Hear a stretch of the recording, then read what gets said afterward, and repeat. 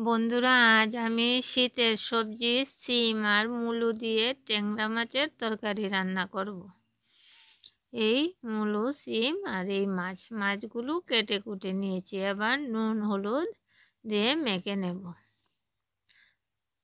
একটু বাটা লঙ্কাও দিলাম, তাহলে মাছগুলোর টেস্ট বাড়ে। এবার তেল দিলাম, কড়াইয়ে ভেজে নেব। সবগুলো মাছই আমি ভেজে নেব, একটু ভালো করেই ভাজবো। বন্ধুরা, তোমরা আমার এই রেসিপিটা দেখে যদি ভালো লাগে তাহলে একবার নিজেরা ট্রাই করে দেখবে। আশা করি ভালো লাগবে।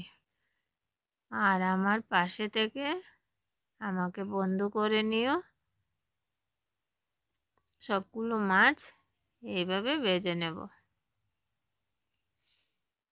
দেখো, এইভাবে ভেজে নিলাম।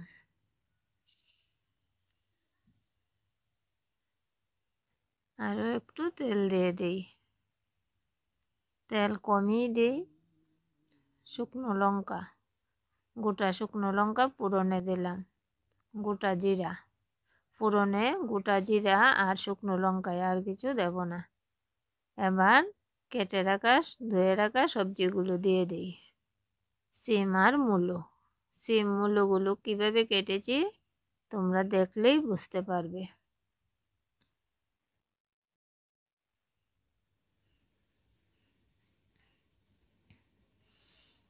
এইভাবে কেটে নিয়েছি, বুঝতে পেরেছো নিশ্চয়ই তোমরা। একটু নেড়ে নিলাম। হলুদ গুঁড়ো, লবণ আর বাটা লঙ্কা। বাটা লঙ্কা দিয়ে রান্না করলে, যে কোনো বাটা মশলাই রান্না করলে রান্নার টেস্টটাই আলাদা হয়।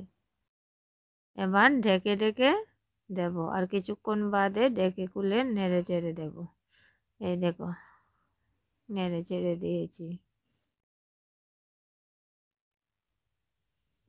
পরিমাণ মতো জল দেব, একটু জলজলেই রাখবো। জলটা ভালো করে ফুটে এসেছে। এবার জিরা, ধনিয়া আর 2-3 কোয়া রসুন বেটে দিয়ে দিলাম।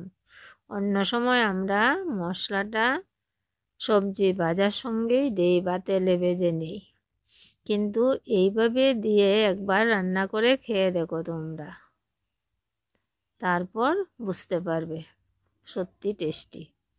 এবার ভাজা মাছগুলো দিয়ে দিলাম, কয়েকটা কাঁচা লঙ্কা আর ধনেপাতা কুচি দিয়ে একটু নেড়ে চেড়ে নামিয়ে নিলাম। বেশ, হয়ে গেল আমার সিম মূলা দিয়ে ট্যাংরা মাছের তরকারি। বন্ধুরা, তোমরা আমার পাশে থেকো, এই আশা রইল।